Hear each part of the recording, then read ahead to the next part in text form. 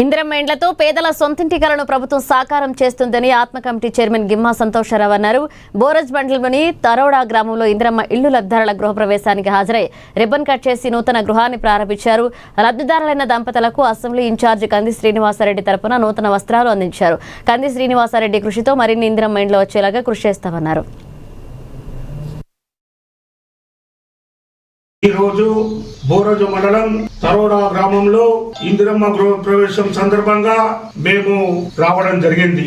గత 10 సంవత్సరాలు బీఆర్ఎస్ ప్రభుత్వంలో ఇక్కడ పేదవాళ్ళకి నిలువ నీళ్ళు ఇవ్వడానికి ఆ ప్రభుత్వం సిద్ధంగా లేకున్నప్పటికీ రేవంత్ రెడ్డి ప్రభుత్వం వచ్చిన తర్వాత ప్రతి గ్రామంలో ప్రతి పేదవాడికి నిలువ నీడ ఇవ్వడానికి 5 లక్షల రూపాయలతో ఇందిరమ్మ ఇల్లు పేరు మీద ప్రతి పేదవాడి కుటుంబంలో సంతోషం నింపుతూ ఈరోజు ఈ నియోజకవర్గంలో కాదు రాష్ట్ర వ్యాప్తంగా లక్షలాది ఇళ్ల నిర్మాణం జరుగుతూ ఉంది. గృహ ప్రవేశాలు జరుగుతూ ఉన్నాయి. ముఖ్యంగా ఈ నియోజకవర్గానికి వచ్చినప్పుడు ఈ నియోజకవర్గ ఇన్ఛార్జ్ కంది శ్రీనివాసరెడ్డి గారు వారి నాయకత్వంలో ఈ నియోజకవర్గంలో మొదటి విడతలో 3500 ఇందిరమ్మ ఇళ్లను వారి నాయకత్వంలో ఈ నియోజకవర్గంలో ప్రతి గ్రామంలో ఆదిలాబాద్ పట్టణంలో ప్రతి వార్డులో ఇవ్వడం జరిగింది.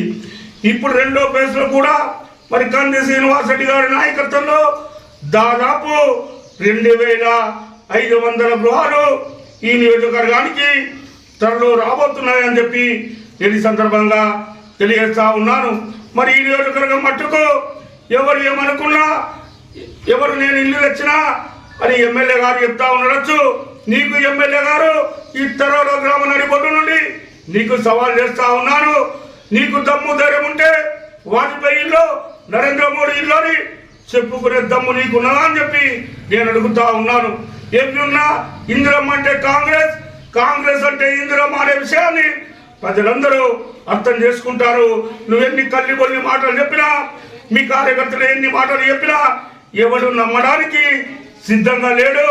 ఎమ్మెల్యే గారు గుర్తుంచుకోని చెప్పి నేను ఈ తరోడా వేదిక ద్వారా నీకు తెలియజేస్తా ఉన్నాను. ఇక ముందు కూడా మీరు అబద్ధ ప్రచారం చేసుకొని రాజకీయ లబ్ధి పొందడానికి ప్రయత్నం చేయకండి అని చెప్పి కూడా నేను ఎమ్మెల్యే గారిని ఈ వేదిక ద్వారా హెచ్చరిస్తా ఉన్నాను.